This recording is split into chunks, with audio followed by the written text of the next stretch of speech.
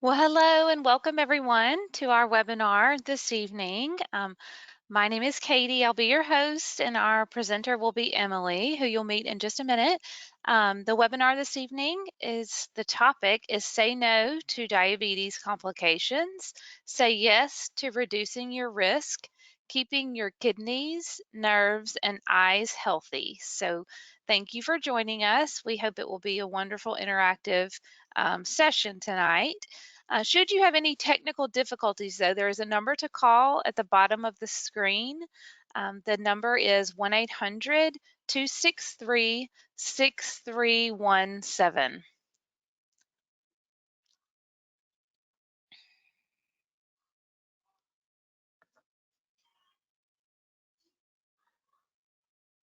Our format includes a short presentation followed by an interactive discussion. To type in a question, use the question section of the webinar toolbar, and that will be to the right of your screen, most likely. At the end, you'll have a chance to ask questions, so we look forward to an interactive webinar. Just a disclaimer, we know that the information you're about to hear may motivate you to make lifestyle changes, but please consult your physician before making any changes to your current routine. The Cecilia Health Certified Diabetes Care and Education Specialists will provide strategies to help you manage your diabetes. This online Q&A session is intended to give general advice. This information is not a substitute for personal medical advice and involves the professional opinion of the Cecilia Health Certified Diabetes Care and Education Specialists. Our speaker and our webinar leader this evening will be Emily Stott. Emily is a registered dietitian and certified diabetes care and education specialist. She graduated from Eastern Illinois University with a master's in dietetics, but also undergraduate from Illinois State University. She previously worked as an outpatient registered dietitian and certified diabetes care and education specialist at 2 different outpatient clinics.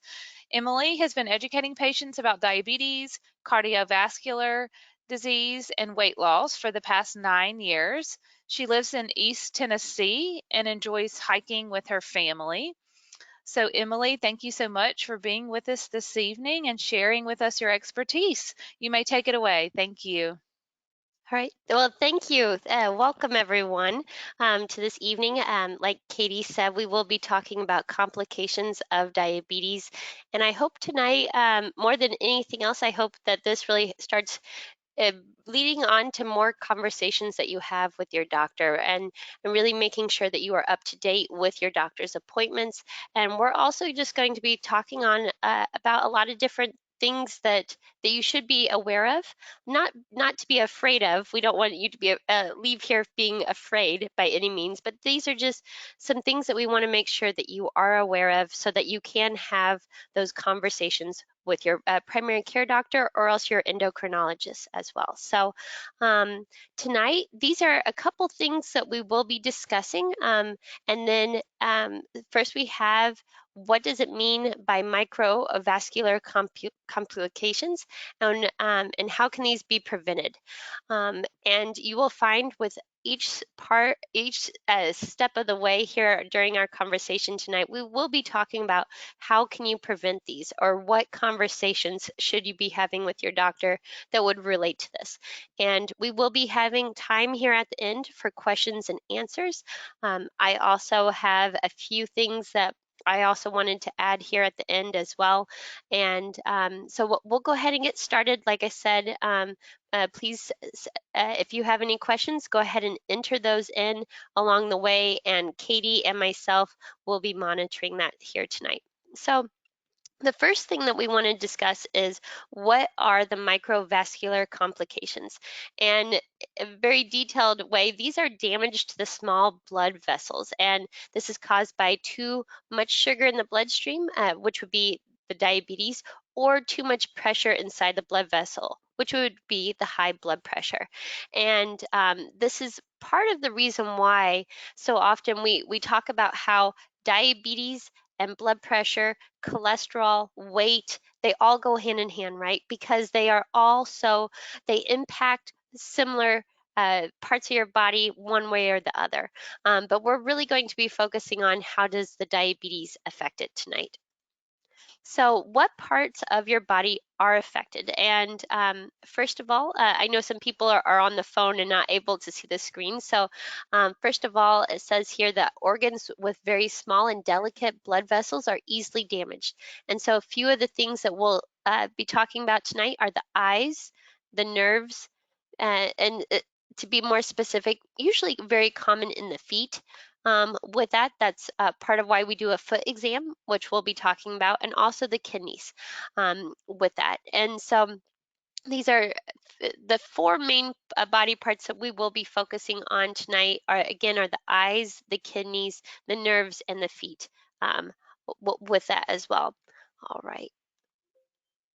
Sorry, that is something from my own computer. All right, so first let's talk about the eyes. You are all well aware if you have been in this in our diabetes coaching program long enough. I'm sure one of our coaches has talked one time or other about have you seen the eye doctor or when is your next eye appointment, etc. with that. And this is why we are talking about it because having high blood sugars can cause problems in your eyes. And some of these include blurry vision, cloudy vision, increase in the eye pressure, as well as loss of vision as well. And what starts to happen is as your blood sugars are higher, and especially if they've been high for an extended amount of time, they can start to coat the back part of your eyes, and that can cause these other issues to happen as well. I don't know if anyone here may have also at one point or the other, if you've had really high blood sugars for a point, you might start noticing your eyesight is blurry as your blood sugars are up higher with that as well. And that might be also if you've ever had high blood sugars before and sometimes the reason a person goes to see their doctor is they're saying my blood not my blood sugars but my eyesight's really blurry or I'm having these other symptoms. And so blurry vision is a very common symptom that people notice, and the doctor might even say, okay, let's lower the blood sugars before you get this new eye prescription, because as your blood sugars get better, your eyesight may also improve as well with that. So again, this is part of why we go see the eye doctor uh, at least once a year, if not more, with that. So how can we prevent these eye problems? First of all, like I said, we want a dilated eye exam at least once a year with that. And this kind of goes into what I just mentioned as well with that. This doesn't necessarily mean there's changes in your vision as much as that there are, it does not mean that you do not have any changes in the blood vessels as well with that. So they are connected with it, but these are also problems that we want you to see the doctor so that they can examine and we can resolve this issue as well. And you'll see here the very last bullet, it says vision may not be affected until later in the progression of the eye disease as well with that. And so blurry vision may be common, may not be common with that. But that's why usually the once a year screening really is a great way to help prevent those eye exams as well with that. All right, so, and again, and you'll see these two main points here throughout the entire presentation. First of all, keeping your blood sugars under control and keeping your blood pressure under control are two main things that you can do to help prevent these eye problems from arising. Again, we cannot stress it enough that really focusing on monitoring your blood sugars, if you're noticing having higher blood sugars that you don't know why they are happening. You are taking your medicine or your insulin as directed, and you're, nothing else is very off or no other reason that you can think of why are your numbers going up. Please do reach out to your doctor with it because there are several other things that are affected with blood sugars being up higher. All right, and so the next slide here, there we go. is the diabetic nerve disease, or neuropathy is another common word that you'll hear from the doctor with this. And this is whenever high blood sugars can damage the nerves, causing pain, burning or tingling, or a loss of sensation. That may be why whenever it's pretty common if you go to the doctor and you're like, I'm having this type of pain, and the doctor will say, can you describe it to me? Um, I one of the reason I mentioned that I have worked in outpatient clinics is one of the clinics I worked at, I was right there alongside the doctor the entire visit. So I would help assist with the foot exams and talk to the doctor, and excuse me, not the doctor, the patient, as to what they were experiencing as well with that. And every person might describe it a little bit differently, but overall, this is what they were talking about, was that tingling or not being able to feel as well in their hands and feet, especially with that. And this can be very common with the diabetes. I know it says hands, legs, and feet here. We, for our, most of the time, we focus a lot with the feet, but I have had some people with their hands having that sensation as well with it. And so, what are some other problems that can come about due to the damage in the small blood vessels, because it reduces the blood flow? And this can also may delay the healing for your skin, and really any type of sores as well. If I work with several patients who have expressed having calluses, this is the same idea with that. They might have swollen or bluish type of feet, or as most times the patients are trying to get outside or trying to get some type of exercise in, but their legs or feet pain may hurt during the exercise, and that may stop them from wanting to go outside and exercise. And finally, they might have legs might hurt or feel restless at night. These are all things that can be caused because of the small blood vessels that reduce the blood flow. And so you'll see here damaged nerves plus a poor circulation. It can be very dangerous for people with that. And so let's kind of talk about what type of damage or dangerous combination, if you will, are we worried about here. And so what we're really worried about is we're wanting to make sure that the blood is flowing to your feet, right? We're wanting to make sure that you have feeling in your feet, so that if there is something inside your shoes, you feel it, and you're not stepping on, say, that rock in your shoe that over time can cause a sore or a blister. And then you'll see here the sore gets infected with that. And then that poor blood flow over time can make that infection even bigger with it. And it says down here in the very last bit, it says infections can lead to amputation of the toes, foot, or leg with that. And that, like I said in the very beginning, not meant to scare you. We just want to make sure that you are aware this is something that it can happen. I know for some of the people I work with, they talk about how what a question that we ask people is, what motivates you to improve your blood sugars? And every now and then I will have a patient say that they know someone who had to have a certain body part amputated, and so they don't want that to happen, and that is what is motivating them to improve their blood sugars with that. I don't know about for Katie, but I know for myself, I have had a patient before who had missed several appointments, but I saw him about a week after having a couple toes amputated due to the diabetes with it. So it is something we take very seriously with it. And that's why, again, reaching out to your doctor whenever something is not feeling right is really important as well with that.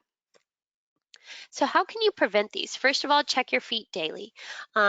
This is sitting down, putting your foot on your knee and really looking it over, looking at your shoes before you put your foot into it. Also, making sure that you are up to date with at least a once a year foot exam with that. Now, this can be done at your primary care doctor or endo's office, or they might have you go see a podiatrist. Every doctor is a little bit different as to if they do this or not. What they are doing is something called a monofilament exam. And this and you can kind of see it right here in the picture. It's just like a little piece of fishing line that the doctor is going to touch different parts of the bottom of your foot, and they are wanting to make sure that you feel everything that they are touching with that. And because if you have less sensation there, or even, and they will often will be checking to make sure that the blood circulation is good in your foot as well. If they are noticing a decrease in either the sensation or the circulation, that is to them a red flag and something that they need to be talking to you more about with that. So how do you take care of your feet? First of all, like we said, making sure to check your feet every day for any types of cracks, blisters, cuts, or even dry skin as well. Look between the toes, the bottom of your feet with that. And that's what the doctor should be doing as well whenever you're going in to see the doctor with it. They should be looking between your toes with that. If you need to, please use a mirror or ask someone else for help with looking at your feet as well. I know that that can sometimes be a difficult task as well. And if you're noticing a sore or something unusual on your foot, please call your doctor with that, and because someone needs to be following up with that. All right, and to continue on as well, making sure to wash your feet every day with soap and water is important with that. And if you are someone, especially if you're someone who has had a history of decreased sensation, or else the doctor has told you that you might have some neuropathy in your feet, be instead of just putting your foot into water, if you're doing just kind of washing your feet only, make sure that you're touching the water with other parts of your body as well to make sure it's not too hot as well.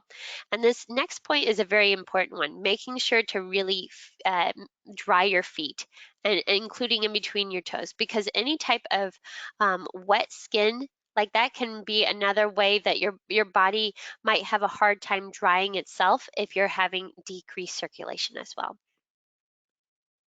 And so, and here it also talks about with lotion, use lotion on the top and bottom of your feet and any areas with dry skin. And do not use lotions with any type of perfume or alcohol as well. The alcohol could dry them out with that. And this may seem like a lot of steps, but these would also be all the steps that your doctor would have you go through if you went in to see them as well with that. So, and then this is added on with taking care of your feet is also taking care of your toenails as well with that. And then also reaching out to your doctor if you have any corns, calluses, or warts on your feet as well with that. Um, I would say if you're wondering what is the percentage of people who see a primary care doctor or an endo who does their foot exam versus seeing a podiatrist, and I would say it really is like 50-50, if you will, with that. Some people, if they might have had some type of foot issue in the past, they like to see a podiatrist a lot of the times because they might be able to get in to see them more often for more foot care with it. But for someone that might not have any issues, a primary care doctor or endo would be able to do their foot exams just fine as well. And again, it's a monofilament test, is that test where they're touching the different parts of the bottom of your foot with that. All right. So, as to more care with your feet is making sure that you are wearing comfortable shoes with that. I already talked about making sure there's nothing inside of your shoe with that.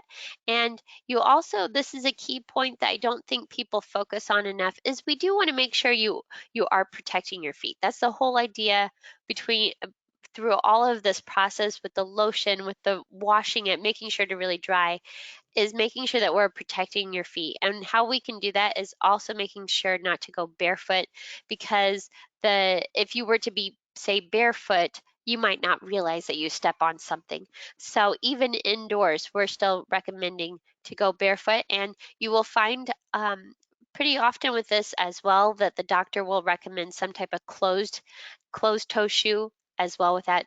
Again, just further protection for your feet with that. So how do we prevent foot problems? First of all, keeping the blood sugars under control with that. Like I had mentioned with the eyes, same thing now with that. If your blood sugars are very high, you might notice that numbness, that tingling feeling with that as well. And then another key point as well is to, if you are smoking, is to stop smoking. And that's because with smoking, that can really affect the blood circulation. Especially to the feet with that. So, quitting the smoking is another thing that really makes a big difference. Okay, so the next body part that we want to focus on tonight are the kidneys with that. So as you may know, kidneys help clean the blood and filter out the waste that can make us sick if it stays in the body. But high blood sugar and high blood pressure can cause damage to the small blood vessels in the kidneys. And people with kidney disease may not have any symptoms at first, right? That something that the doctor is looking at whenever they do the blood test. Are your kidneys with that different, especially with different types of medications as well? With that, they might say, okay, we're really going to be watching this and it's mainly not only do the kidneys are affected by the small blood vessels as a whole with it, with the higher blood sugars as well with that, but if you think of, and I think I'm getting ahead of myself, so here we go. I'll say this last sec for the next slide here at that. But as the what we're really wanting to, like I said, at the very beginning, there might not be any symptoms for diabetic kidney disease, but as kidney disease does progress, waste that is not being able to be removed from the blood can cause a person to become sick. And most of you have probably heard the word dialysis before. Maybe you know someone who has had to do it, or you're just familiar with the process. And dialysis is when a machine is needed to help filter out waste from the blood if the kidneys are no longer able to do it anymore with that. And this next part was what I was going to mention earlier. So with your kidneys, if you kind of think of it kind of like a colander or a strainer with it, and we like to drain water from the pasta. Your kidneys kind of work like that, where they are filtering out the waste, which would be the water that is coming right on through the colander, but keeping what the body needs, which in this case is the pasta inside of the bloodstream. However, whenever the kidneys become damaged with that, that colander gets leaky. And then but instead of pasta that your body's trying to hold on to, the kidneys are wanting to hold on to the protein, but what the kidneys, they start to let go. The protein starts to get through the kidneys, and protein is a large molecule, and our body needs it. So normally, it does not go out into the urine. However, with kidney disease, they start spilling protein, if you will, and when protein starts to show up in the urine, this tells us that the colander is getting leaky and kidney damage has started to occur as well with that. And so they can, like I said, that they also look at the kidney disease with a urine test as well, is very common as well with that. And so how do we prevent kidney disease? First, like I said, a urine protein test every year is important with it. Also, making sure to stay hydrated is important as well with that. Drinking 6 to 8 glasses of water a day with that. And really just making sure you're staying hydrated overall is important for the diabetes. Again, we would request that you stop smoking as well and talk to your doctor about that, and take all your medications as directed. And like I mentioned at the beginning, kidneys and medication are two things that if you have any questions about your medication and how it can affect the kidneys or what it does, that would be a great question to talk to your doctor about as well. Again, staying active and healthy plays a big role as well with that. And how do we prevent this? Again, keeping your blood pressure and your blood sugars under control are two main things with that. All right. And we'll talk more about that here at the very end as well with that. Okay. All right. So a couple things I did want to mention before we get to your questions as well with that. So there was a question of how do we prevent kidney disease and how does smoking affect that? And the National Kidney Foundation has on their website that smoking slows flow of blood to the important organs with it. And that's how, for so many of these things, why we talked about making sure to stop smoking is for that reason, is because we are wanting that blood flow throughout your body. Now, a couple things that I just wanted to also mention as well before we get to the final questions as well is, again, making sure you're having those conversations with your doctor, making sure you are up to date with those eye appointments, the kidney urine test, also the foot exams as well. Each one of those should be done at least once a year, unless if your doctor tells you otherwise with it. Okay, with that, and let's see here with questions as well with that.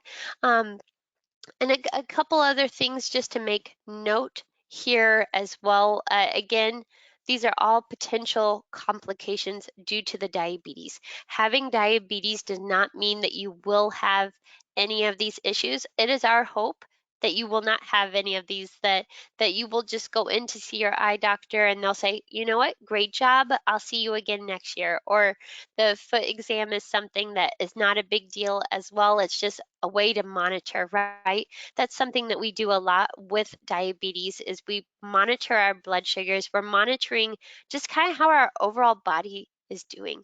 I feel like that's a very common phrase that people have whenever they're having, say, higher blood sugars or whatnot. They'll say, "Oh, I can feel it. My body was experiencing X, Y, Z." This is the same idea. We're wanting to be monitoring how our body is doing, and so if there is something that comes up, you're not feeling as you're just not feeling alone with that. Here with that. And we have a question here with that. Um, okay, so here, great question with that. So we have a question here. How come my daily blood sugars, if I can get it out of my mouth, here we go. How come my daily blood sugars are usually over 120 to 130, but my A1C is 6.4? Great question. All right, so a 6.4, with that is 6.4 is saying on average, here, let me get out my specific little chart with that. The A1C 6.4, just so you know, a A1C of a 6.0 is saying on average your blood sugars are 126, and that's at a 6.0. So being at a 6.4, that would say on average, then your blood sugars might be in the middle 130s. So that would make sense that your blood sugars at, I'm assuming first thing in the morning, are in the 120 to 130 range with that, which I would say, according to the American Diabetes Association, is right at goal. Our goal at fasting is 80 to 130, and your blood sugars might just be running about 120 to 130. that that is that goal. Like I said, with the A1C of 6.4, with that, we're also looking at that A1C is an average of your blood sugars over a 3-month time span, but it's also looking at your blood sugars before the meal, during the meal, so as your blood sugars are going up, and after the meal, and it takes that and all into account with it.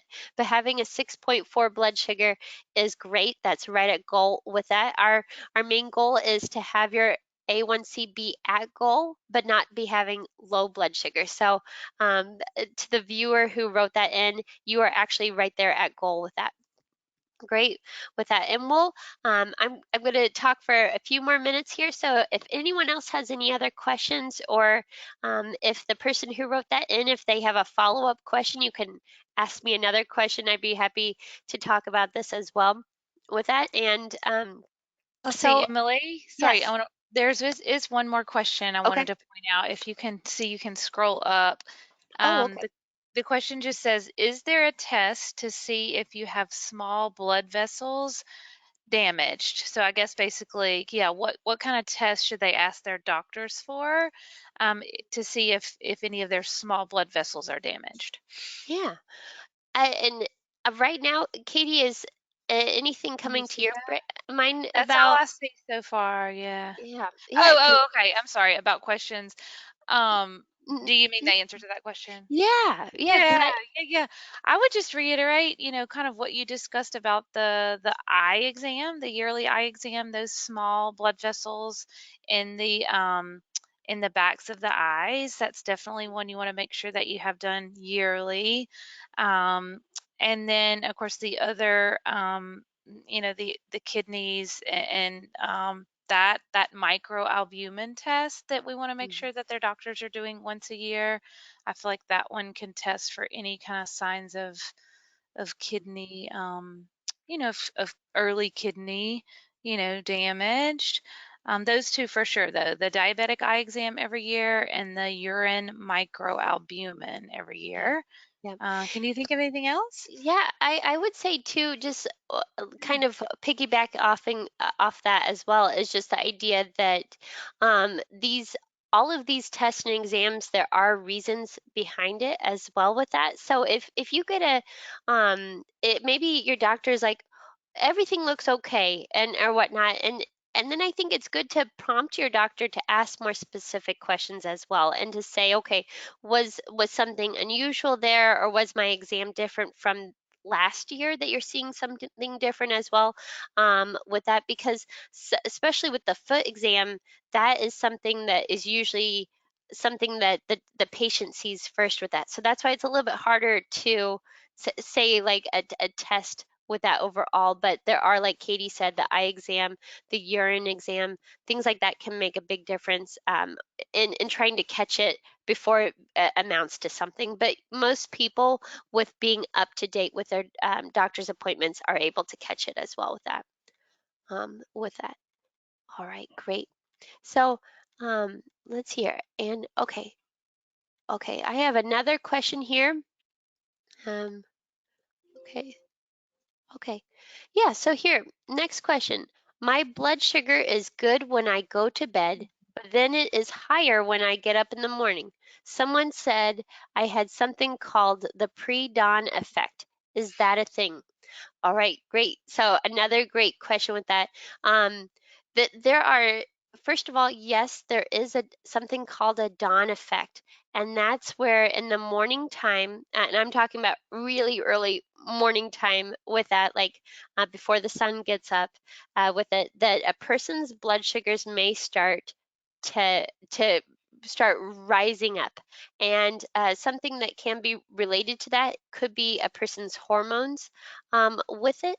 But I would even go a step further with it, that there's a lot more to this question where depending on, are they having a nighttime snack that maybe that snack might even have like a carbohydrate and and a fat in it. So something say like um, cheese and crackers. You have your carb, that's your crackers, and your cheese, that would be more of a fat. That you might notice your blood sugars might be up a little bit higher because of that. That combination of a carb, fat, protein kind of keeps your blood sugars kind of staying up higher a little bit longer than what it would be if it was just a carb, and that's because of how the food is broken down with it.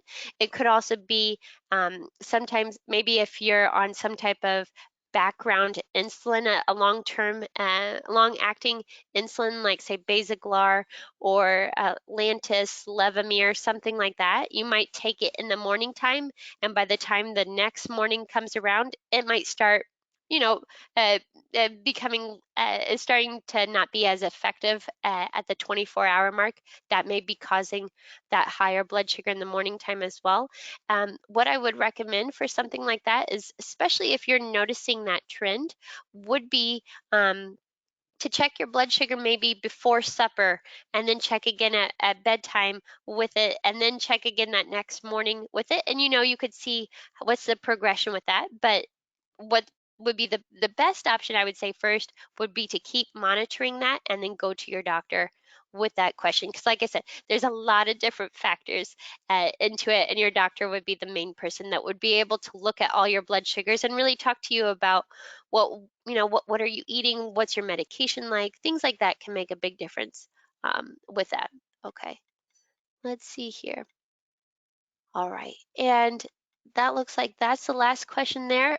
So we'll give everyone here How about one more minute? And if you have another question in there, I'd be more than happy to answer them as well with that. Um, one other thing I do want to say about tonight as well, I know, especially with COVID, a lot of people maybe missed doctor's appointments that you were just, in the flow of. You just always had another appointment scheduled, or it was you had kind of a rhythm, and then COVID stopped that, and it might be hard to kind of get back into the groove, scheduling those appointments, etc. With that. If you need any assistance with scheduling those appointments, you can always talk to your doctor as well. If it is something that you're finding challenging, or else you're like, wait, what else am I supposed to, who else am I supposed to see? And I forget, again, your doctor is a great resource for you to have with that as well. So wonderful. Well, I think that is all the questions for tonight. Thank you all again so much for joining us. I really appreciate that. All right. And thank you, Larson, with that. Wonderful. All right.